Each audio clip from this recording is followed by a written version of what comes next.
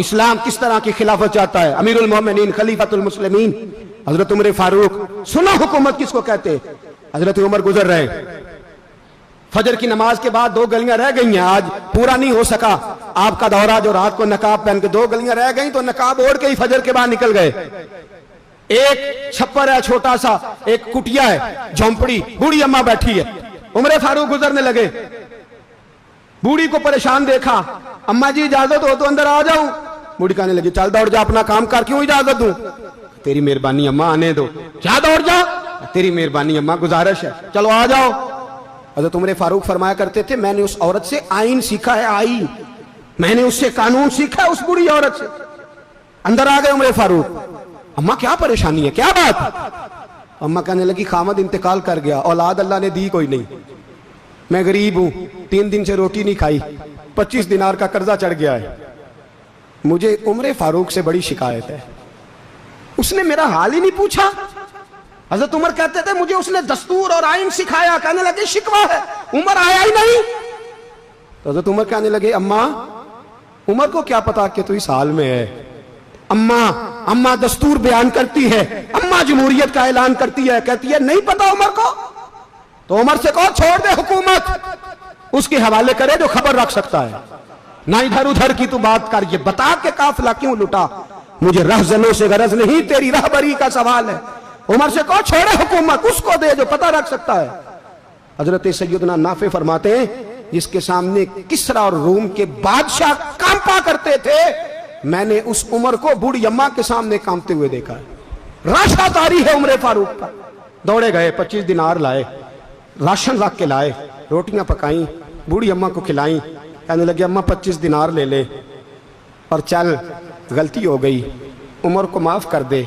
اماں بولی, بول کے کہنے لگی میں نہیں معاف کرتی, میں تو پکا پھل لوں, بس گرنے والی ہوں, ایک دفعہ قبر میں جا لینے دے, میرے رسول آئیں گے تو میں عمر کی شکایت کروں.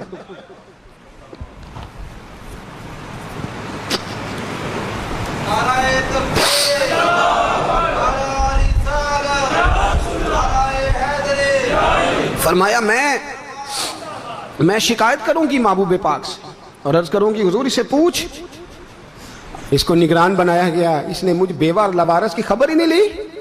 یہ ہے آئین اسلام, یہ ہے دستور مصطفیٰ کریم صلی اللہ علیہ وسلم.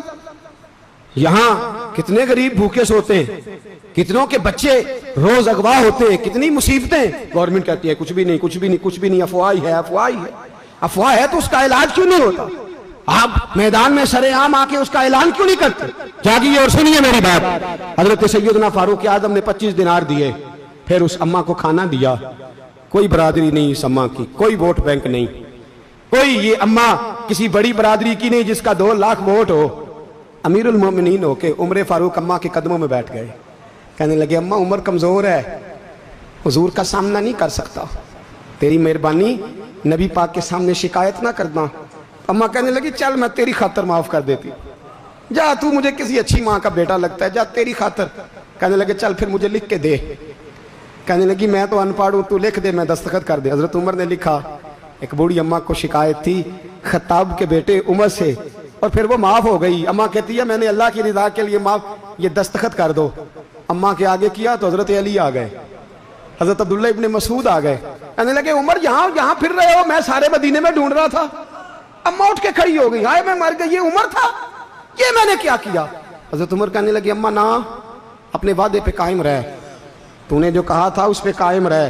ہمیں تو بتایا گیا تھا یہ والا نظام پاکستان میں آئے گا, یہ کہا تھا قائد اعظم نے, یہ رنگ ملے گا تمہیں.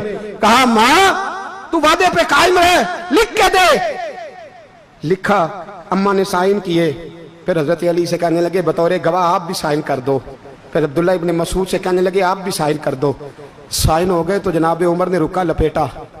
حضرت علی کو کہنے لگے علی تو میرا دوست ہے, میری صبحوں اور شاموں سے واقف ہے, علی تو میرا رازدار ہے یار, مجھے یقین ہے کہ میں تجھ سے پہلے مر جاؤں گا. جب عمر کا انتقال ہو جائے تو یہ رکا میرے کفن میں رکھ دینا, یہ رکھنا میرے کفن میں. علی کہنے لگے پھر کیا ہوگا؟